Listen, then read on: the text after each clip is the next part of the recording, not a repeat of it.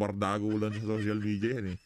Noon hong napalitan ng administrasyon dahil sa kagustuhan siguro na makatulong sa ating mga kababayang OFW, medyo naglaylo ho siya sa politika. Kumbaga nag-focus ho siya sa kanyang trabaho. Kaso kamakailan meron hong napabalita na sinibak ho siya dahil doon sa di ho natin malaman biniling lupa na umabot ng bilyon.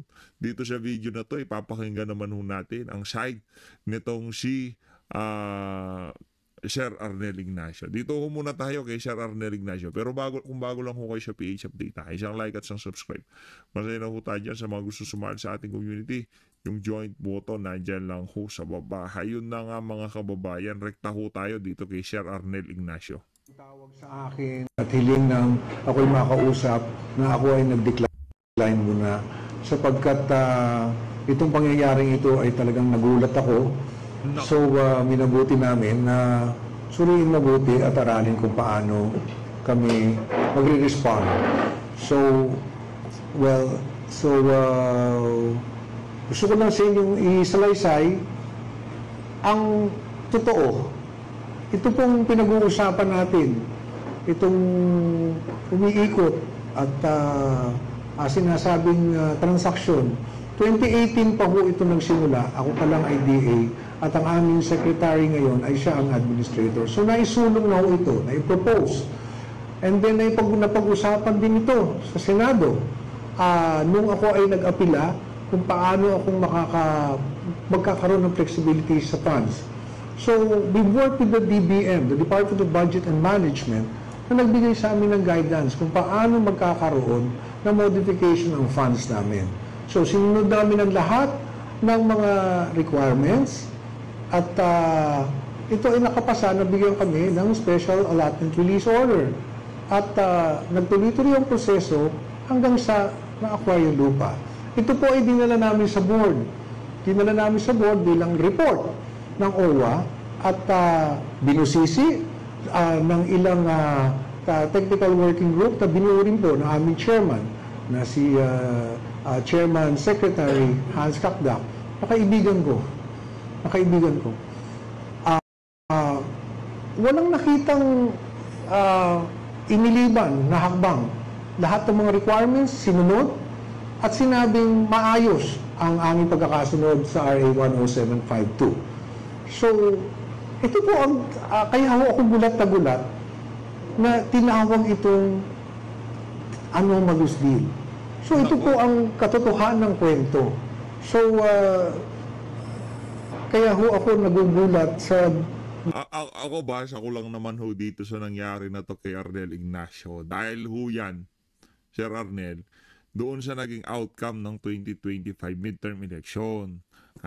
Dahil mga bangag yung mga amo mo na yan, umaasa sila na sa pagtatrabaho mo bilang kalihim ng ahensya na yan, maliligawan mo ang mga kababayan nating OFW na iboto yung mga taga-alyansa dahil base dun sa lumabas na boto ng mga kababayan nating OFW, talagang namayagpag yung mga kandidato ni dating Pangulong Rodrigo Duterte.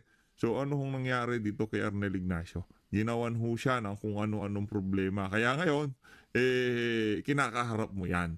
Mga mga bangag yung mga amo mo. Siguro ngayon na-realize mo na ika nga ako, hindi ko naman sinisisi kung bakit etong si Sir Arnel Ignacio nagpatuloy siya dito sa administrasyon na to. Pero si Tatay Digong, isa ho yan sa mga ika nga nabigyan ng pwesto nung panahon ni Tatay Digong, no? At wala ho siyang naging issue pagdating sa pera ng mga panahon na yun. Kaya dito sa pagpasok ng administrasyon na to at pagsama niya o dyan sa paglilingkod niya dyan sa ahensya na yan, nagkaroon ho ng ganitong problema. Alam na ho natin ibig sabihin niya. Naghahanap na naman ho sila ng masisisi ika nga. Mga pangyayari. Noong 2018 pa nga lang, isinulong na ito. Kaya nung sinasabi na hindi ito bagay sa OFW, nagulat ako. See, this is a project that we can consider a legacy project for our OFWs. Ang lupang ito, katabing-katabi lamang, katapat ng Terminal 1. It's 6,499 square meters. At makakapagtayo tayo doon ng Actually, sa aming vision, paraiso nila eh. Ang nakakalungkot at nakakabigat ng dibdib, imbis na ito, papunta na tayo dun sa makita natin na mabuo ito, narito tayo, itong pinag-uusapan natin. Yung unang napakabigat. Pagkatapos napakaraming aligasyon sa akin. Saan ang galing? Sa isang papel na walang nakapirma, na ang dami-daming sinabi na kinita ko, hindi, pati nga yung numero hindi na nga magkasundo kung magkano. But let me tell you, to the OFWs I have been serving, hindi ko kayo pinagtaksilan, ginawa ko lang ito para sa inyong pagmamahal at wala po akong kinita dito. Walang ganun ito. Because Land Bank po ang nag-assess nito. As our government financial institution, it's the Land Bank who assessed the value, and it is exactly the amount that OWA paid. So, hindi ko maintindihan kung bakit kailangang araw-arawin ako, nakaliwat kanan, nakausapin kayong lahat, na paulit-ulit sasabihin na may anomalya ang aking ginawa. At sana naman lang binigyan ako ng pagkakataong makakausap. Nagulat na nga lang po ako na isang araw pinatawag ako na ako ay papalitan. So, yun po ang nangyari dito. Bangag na bangag ho talaga ang galawan nitong si Marcos Jr. Pambihira, wala man nung niha. Pinatawag ka para papalitan.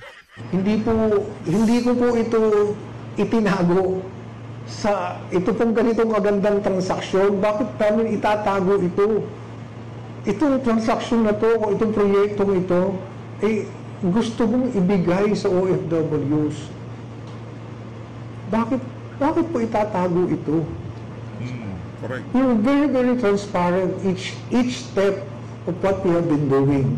Again, may I emphasize, it started in the Senate. It's on record. And magkakatabi po kami noon. Nandun ang aming bagong administrator, P.Y. Kaunan, former Undersecretary Tonet Aliones, and OIC Yusek Hansakta was there. At we had all the chances na sabihin lahat itong nagiging alingas-ngas ngayon. So, ipagpauman ninyo, katulad ng binanggit ko kanina, hindi po ako nakapagsalita kaagad. Simply because I was shocked. Because when we parted ways, napakaayos naman. So nagulat na lang po talaga ako na gano'n ang nangyari. As I hope all the questions you have in mind ay nasasagot na ng aking narrative ngayon. Because alam ko naman po yung mga nasa isip niyo. Kaya minabuti na namin na on this day, ito po yung kwento. Ito po ang kwento ng nangyari dyan. And one more thing, there's an issue na ito daw binili namin na hindi raw pwedeng tayuan. Sapagkat napakalapit sa, meron mo kami permit sa CAAP. Meron permit sa CAAP. Taxes, hindi po kami ang nagbabayad ng taxes nito. Hindi po kami. So, lahat ng mga kwento tungkol dyan, I am totally shocked at all the accusations. But again, I'd like to emphasize, nung dinala po namin ito sa board at kami po ay binusisi, we were scrutinized. The technical working group came up with a report na sinunod lahat. Sinunod pong lahat.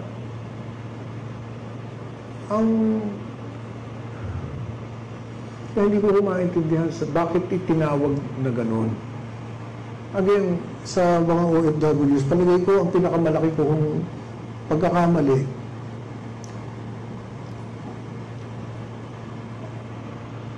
nung minsan po kami ang binilin po kasi sa akin lagi ay alagaan kayo.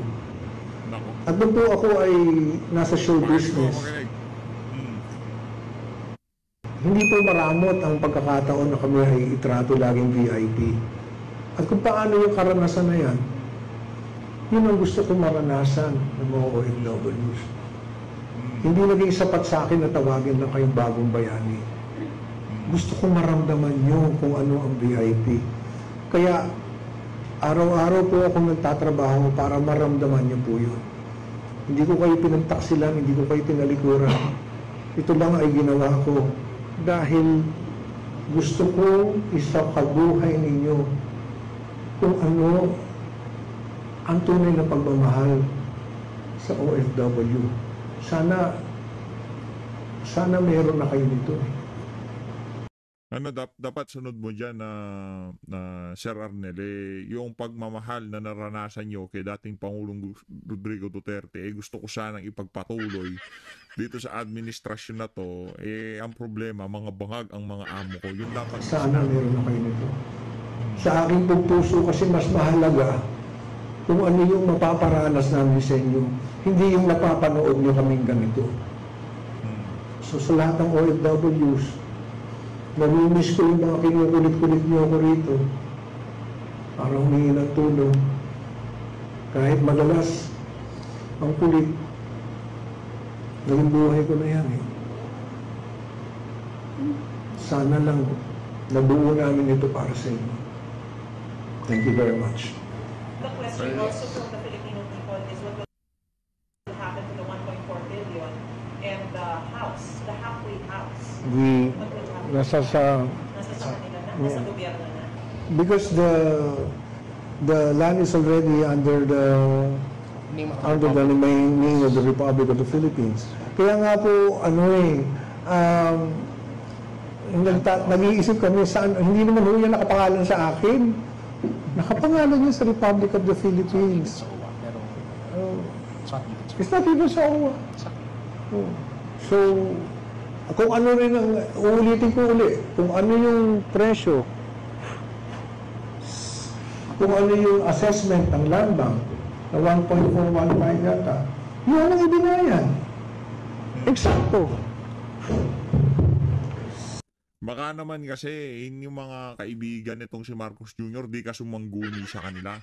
Laki-laki palang deal niyan, di mo pinaalam sa kanila. Wala tuloy kumita sa kanila. Kaya yan, ginawan ka na nila ng problema. Dapat, Sir Arnel, malaman mo yung mga ganyang kasing galawan, talagang yayariin ka ng ng mga bangag na yan. Kaya sa susunod, anuhin mo yung mga sinasamahan mong mga tao, talagang huwag kang magsasama kung kani-kanino dahil bebenta ka ng mga yan. Dito na ho tayo kay Senator Bato de la Rosa. Ito ho yung mga nalampasan nating mga video. Dahil kagaya na sinabi ko sa mga nakalipas nating video, medyo dadalang ho ang upload natin. No, kaya itong mga nalampasan natin na to, pinapasadahan ko para kahit pa paano yung mga kababayan nating umaasa sa ating mga update, hindi ho sila gaanong mapag-iwanan. Kasi kung halimbawa itong video na to ni Senator Bato de la Rosa, ilang libo pa lang hong nakapanood dito sa ating mga kababayan. So, para ho talaga maging solido ang update ng mga kasama natin dito sa PH Update. Hanggat maaari, kung masisingitan ho natin, gusto ho nating singitan ng update, yung kada araw na lumilipas. Kahit na nasa galaan ho tayo mga kababayan. Itong si Ma'am Ariza yun, di pa nag-chat. Siguro busy siya. Hindi ho niya siguro nakita yung mga mega love shoutout natin sa mga nakalipas na araw sa kanya. Kaya medyo busy-busyhan niya. Medyo busy-busyhan ho siya. Hindi pa ho siya nagpaparamdam sa sa email sa akin Nagparamdam na ba? Hindi pa ho Busy siguro yan si Ma'am Arisa yan. Ito mga kababayan, direkta ho tayo kay Senator Bato de la Rosa. Yung mga priorities ko last Congress na hindi na ipasa ay i-refile ko ulit yun. Pagbalik namin sa 28th Congress, kalang batas ko na hindi na.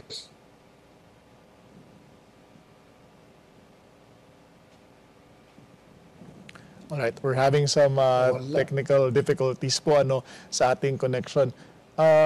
Senator Bato, if you're still there, ano po yung ilan sa mga batas na pending pa ho na inyong balak i-refile agad-agad? Yung death penalty for high-level drug traffickers, ibabalik ko yun. refile ko ulit. And yung pagbabalik ng mandatory ROTC for college students, yun din, ibabalik kong i-refile. Confident ba kayo, Senator, na makakakuha na kayo ng enough numbers this time para dito sa dalawang bills na ito? Okay. Actually, kung hahantog kami sa botohan, makakuha ako ng effect margin. Sayang, sir. Talagang inaharang yung Parang sinasabotahe nga yung makarating kami sa signal ng botohan. Senador Bato. Kaya Mm. hindi umabot sa botohan. Okay. Pero nasa committee level, sir, committee level ito nung itong nagdaang Congress, ano, sir? Yes, nasa committee level yung death penalty. Pero yung ROTC, parang nasa taas na yan eh. I think that when beyond the committee level, nasa plenaryo na yan, nasa second reading na yan. So, most likely, this time around, ay pwede nating maipasa yan. Okay.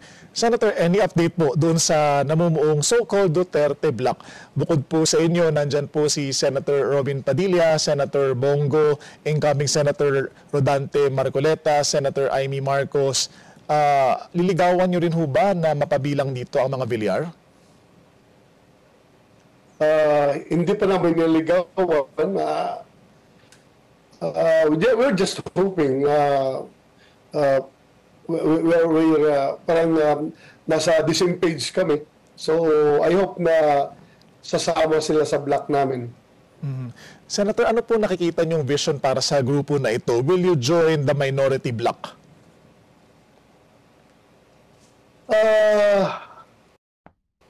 It depends, no? It depends what will happen no, pag convene namin sa 28th Congress. Basta siguraduhin namin na kami ay buo yung block namin at yung boses namin ay mapapakinggan. Do you see yourself or your block working with Senator Risa Hontiveros and her allies to form a minority in the Senate? I don't think so. Why is that, sir? Kami ng paningin sa mga bagay-bagay. Correct. Sir, Hindi malabo talagang maghalo yung dalawa na yan. Yang kung yung tawagin nila yung mga sarili na minority pero lahat ng kapalpakan na nangyayari dito sa administrasyon na to pinagkikibit balikat lang ho nila. Pero kung tawagin ho nila yung mga sarili nila dyan sa Senado minority pero wala ho silang sinasabi. Yan si Coco Pimentel, yan si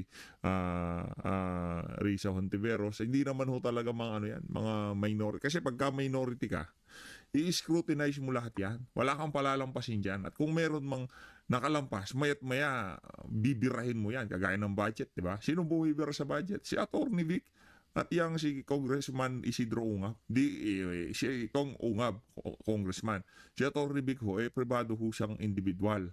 Kaya, ano ho siya kumbaga, taas ho talaga ng ibang di kalibre. Di kalibre ho yung mama na yan. Manalo, matalo, tuloy-tuloy ang laban. Tuloy-tuloy siyang laban. Kung di ho tayo nagkakamali sa mga natanong natin yung kay Atty. Vic noong nakahuntahan natin siya bago mag-file ng COC. Na kung sakaling diretsa na kung sakaling hindi pinalad, yun na nga ho ang nangyari, makakasama pa rin ho ba kaya natin siya sa laban na to? Diretso ang sagot nitong si Atty. Vic Rodriguez na dire-diretso lang. Manalo matalo, yung puso niya nasa sambayan ng Pilipino. Kaya doon ho tayo bilib dito sa kay Atty. Vic Rodriguez. Matalino magaling Kaya kung sasalansan man niya ng mga issue, abogado, planchadong-planchado. Itong nagdaang halalan, ano po ang nakikita ninyong epekto nito, yung resulta in particular doon sa Senate race, doon sa magiging outcome ng impeachment trial ni VP Sara? Do you think you have enough numbers to have VP Sara acquitted po? I think so. I think so. And I'm confident. Dahil nakikita ko ng mga yung ibang alam natin na hindi namin kaalyado ay nagbabago na yung stand, no? Like Senator J. Papalabas na siya ng kanyang stand na ayaw niya ng impeachment. So, the numbers are growing. The numbers are growing as far as our side is concerned. At tingin niyo ho, naabot niya na ho yung 9 at least para hindi umabot sa conviction. Baka sobra pa. Aha. Baka sobra pa. Would you name names? Baka sobra pa ho. Baka sobra pa. Naniniwala ho tayo dyan. Baka hindi lang ho 9 ang makuha ng mga mag-a-acquit dito kay VP Sara dyan sa impeachment trial niya. Kaya kumbaga waste of time lang. O kung yung ini-aim naman nila dahil alam naman nila na matatalo yung impeachment na yan, makakakit si BP, siraan na lang siya. Lahat na lang ng pwede nilang mapiga dyan sa impeachment na yan. Ipipigain nila para sa presidential election sa 2028. Kahit pa paano, napakinabangan nila yung napakamahal na paggasta dyan sa impeachment na yan. Ang laki hong binayad ng mga pumirma dyan sa impeachment na yan dyan sa House of Representatives. Kaya kailangan ho talaga nilang sulitin, ika nga. Baka sobra pa. Sino pa ho ang makakasama ninyo? Mahirap. Baka mamaya biglang nagbago yung stand nila. Depende sa takbo ng impeachment trial. Mahirap na. Basta as of now, I am confident na more than 9 yung makuhang boto dyan. Senator Bato, may alokong reconciliation si Pangulong Bongbong Marcos and you've already said na kailangan ipakita ang kanyang sincerity. Paano niya maipapakita ang sincerity? Ano ho ang hinihiling ninyo? Si Attorney Sal Panelo, ang sabi po niya, dapat mapauwi si FPRRD. Tingin niyo ho ba dapat din po bang mangyari ito o may iba ho kayong kondisyon na nakikita o hinihingi sa Pangulo?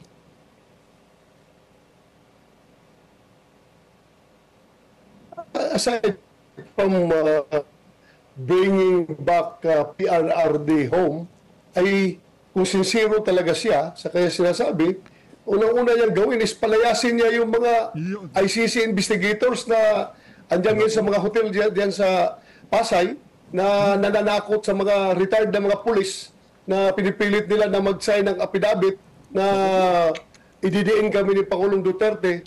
Otherwise, sila daw ang ididiin, yung mga pulis na nagtatawag nila. So dapat, kung sincero na, itaguyod niya yung at tayuan niya yung kaya sinasabi na wala ng jurisdiction ang ICC dito sa ating bansa.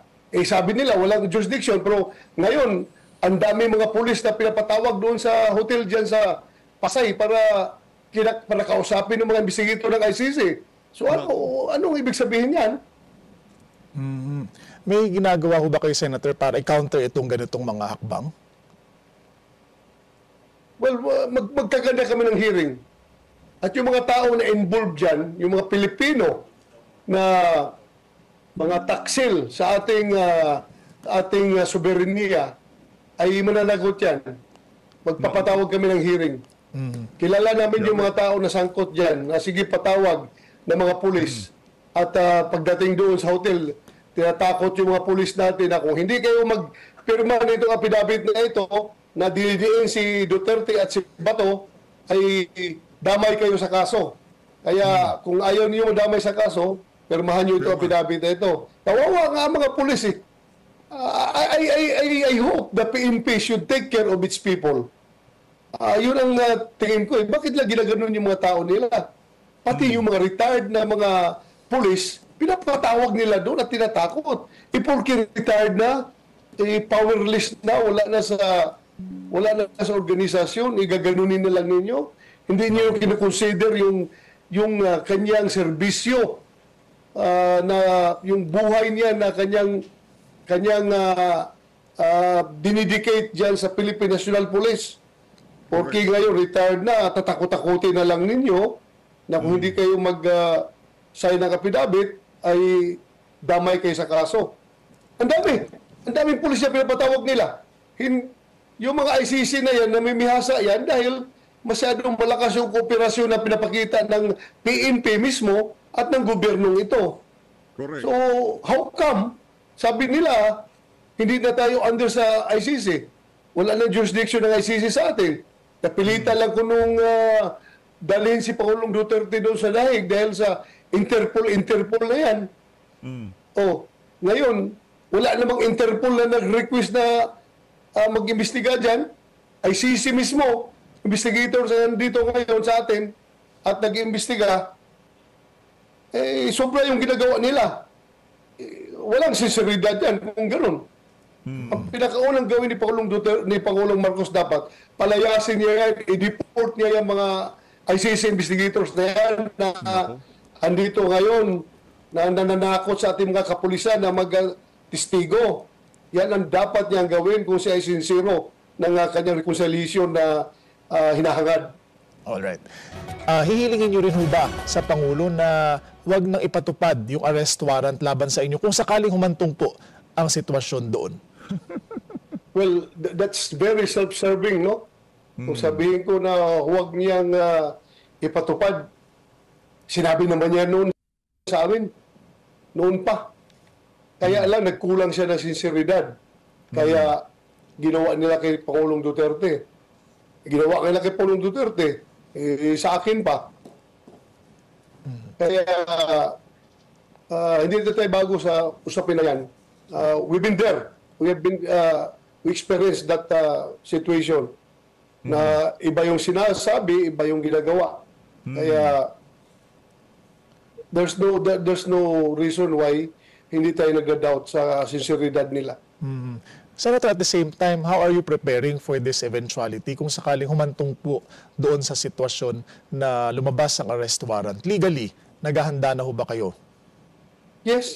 Meron tayong ginagawang legal na preparations.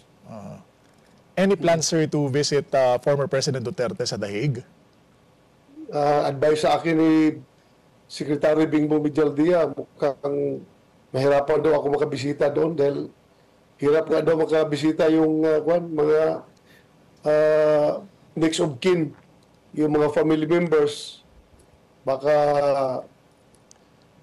mahirapan makapasok doon. Kasi yung hindi mga family members na nagsipagpuntahan doon, hindi rin siya nakausap personally, hindi rin nakapasok. Like sina Senator Robin Hood Padilla ay hindi ba nakapasok doon dahil hindi family members. Relatedly, Senator, may panawagan ho ba kayo kay dating spokesperson Harry Roque sa harap ng posibilidad na makipag-ugnayan din ng DOJ sa Interpol para may pabalik? Yan, gusto ko nating marinig yung mga mga punto de vista nitong si ano. Kasi yung sinabi nitong si Panelo, medyo below the belt yung kung sinasabi mong para sa atin lang. Medyo below the belt ho yun yung kay Panelo. Pero meron silang beef na dalawa nitong si ano. Nitong si Spokes Harry, no? Meron talaga silang hidwaan. Ngayon, kung umabot na dun sa punto na talagang magkakaroon ng pahamakan sa kanilang dalawa, ay nasa kanila na yun. Pero bilang taga-suporta, parehong taga-suporta ni Tatay Digong, pinakamagandang doon, sagot doon, problema ni Harry yan. Hayaan niyo siya dyan. Kung ano mang maging desisyon ni Harry dyan, sa kanya yan. Oh, Harry, good luck sa'yo. Ganun na. Hindi nung, uwi ka dito. Balik siya dito sa bansa at harapin ang kanyang mga kaso dito. Well, nasa kanya na yan. Abogado naman siya. He knows what to do.